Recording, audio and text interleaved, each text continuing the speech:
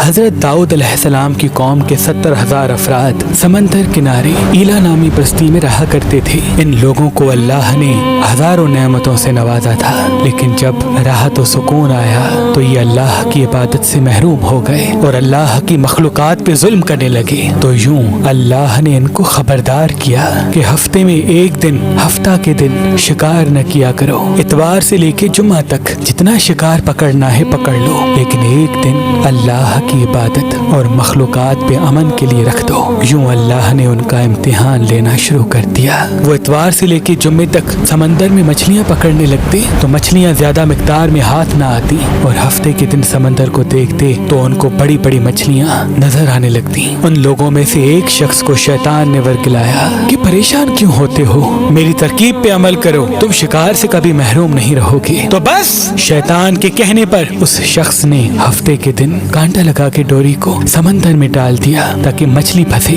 اور شیطان نے کہا اس مچھلی کو تم اتوار کے دن نکالنا، اور یوں ہفتے کی حرمت بھی باقی رہے گی اور تمہارا شکار بھی ہو جائے گا۔ بس شیطان کی بتائی ہوئی ترکیب پہ ہفتے کے دن مچھلی پھنسی رہی اور وہ اتوار کے دن نکالتا اور خوشی سے کھاتا۔ جب آس پاس کے لوگوں نے پوچھا تو ان کو بھی یہ ترکیب بتانے لگا، اور یوں اس قوم کے کچھ لوگ ہفتے کے دن مچھلی پکڑنے کے لیے جال پھینکتے اور اتوار کے دن نکالتے، اور کچھ نے تو اس سمندر میں سے نالیاں بنا کے چھوٹے چھوٹے تالاب بنا دیے، کھڈے بنا دیے، تاکہ ہفتے کے دن جیسے ہی مچھلیاں یہاں سے گزریں تو ان تالاب میں پھنس جائیں اور ہم اتوار کو ان مچھلیوں کو نکال کے پکا کے کھائیں گے۔ اس گاؤں میں کچھ اللہ کے خاص بندے بھی موجود تھے جو کہنے لگے، اے لوگو، اللہ نے ہفتے کے دن شکار کرنے سے منع کی ہے۔ یہ جو تم جال پھینکتے ہو یا چھوٹے چھوٹے تالاب بناتے ہو، ان میں ہفتے کے دن اگر مچھلی پھنستی ہے تو یہ شکار ہفتے کے دن کا ہوگا۔ اللہ کے عذاب سے ڈرو، اللہ کی نافرمانی نہ کرو۔ وہ لوگ ان لوگوں کا مذاق اڑانے لگے کہ ہماری جو مرضی ہوگی ہم وہ کریں گے۔ اب ان بستی میں 3 گروہ بن گئے۔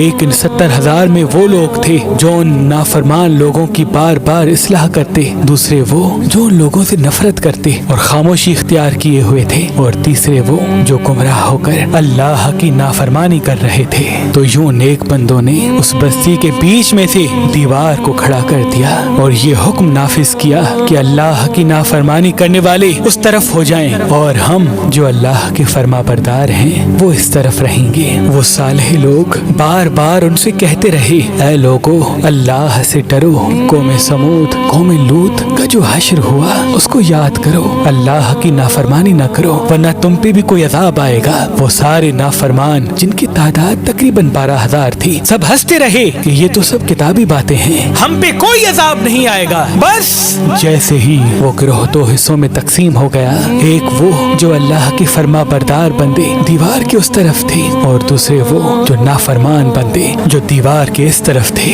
وہ نافرمان پوری رات ہنستے رہے، مذاق اڑاتے رہے، اور وہ اللہ کے خاص بندے دیوار کے اس طرف اللہ سے معافی مانگنے لگے۔ بس جیسے ہی صبح ہوئی، وہ نیک صالح انسان اٹھے، انہوں نے محسوس کیا کہ دیوار کے اس طرف سے کسی انسان کی آواز نہیں آ رہی۔ جیسے ہی دیوار کی اس طرف چڑھ کے دیکھنے لگے کہ سارے کے سارے وہ لوگ بندر کی شکل میں تبدیل ہو چکے تھے اور بندروں کی حرکت کو انجام دے رہے تھے۔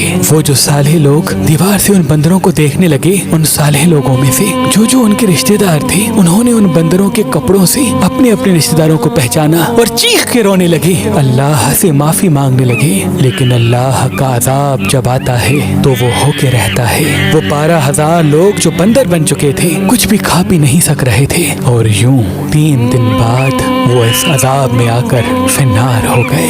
بے شک اللہ ان بندوں کو پسند نہیں کرتا جو اللہ کی نافرمانی کرتے ہیں۔ اے اللہ، ہم سب کو اپنا فرما بردار بندہ بنا، ہم کو ویسا بنا جیسا تو ہمیں دیکھنا چاہتا ہے۔ آمین ثم آمین۔ تو ہمیں دیکھنا چاہتا ہے۔ ہمارے گوشہ چینل کو لائک، شیئر، سبسکرائب کرنا نہ بھولیے، اور آنے والی ویڈیو آپ سب سے پہلے جلد سے جلد دیکھ سکیں۔ شکریہ۔